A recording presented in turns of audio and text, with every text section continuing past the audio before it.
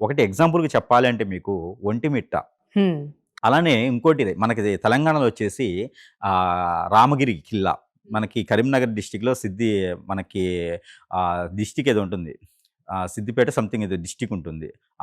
ఇది ఉంటుంది సంథింగ్ అది కరీంనగర్ డిస్ట్రిక్ట్ అనమాట సంథింగ్ ఇది. ఆహ్, ఈ పెద్దపల్లి. ఈ పెద్దపల్లి మండలం కరీంనగర్ డిస్ట్రిక్కు. ఇక్కడొచ్చేసి రామగిరి ఖిల్లా అని ఉంటుంది. హ్మ్. ఈ రామగిరి ఖిల్లా ఒకప్పుడు ఆహ్, రాజ్యాలుండేవి, రాజులుండేవారు. ఈ రాజులు పాలించేటువంటిది ఉంటుంది. మనకి రామాయణంలో కూడా రామగిరి ఖిల్లా నుంచి కొంచెం కథ ఉంటుంది.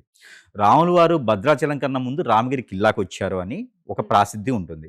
ఆ రాజులు వారందరూ పాలించేటప్పుడు అక్కడ వజ్ర, వైడూర్య, మణిమాణిక్యాలు అన్నీ కూడా ఆ కొండలో శిథిలంగా ఉన్నాయని అక్కడ కథ ప్రాసిద్ధి ఉంది.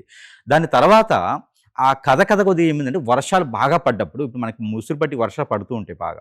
అలా తుఫాన్ లాంటి వర్షాలు పడ్డప్పుడు ఆ కొండ మీద నుంచి వచ్చే నీటితో పాటు వజ్ర వైడూర్యాలు, మణిమాణిక్యాలు కూడా కిందకి వచ్చేసి వాటి ద్వారా కొన్ని జీవితాలు, కొన్ని కుటుంబాలు కూడా బాగుపడ్డట్టు చరిత్ర ఉంది. హ్మ్. అవన్నీ అమ్ముకొని బాగుపడ్డట్టు చరిత్ర ఉంది.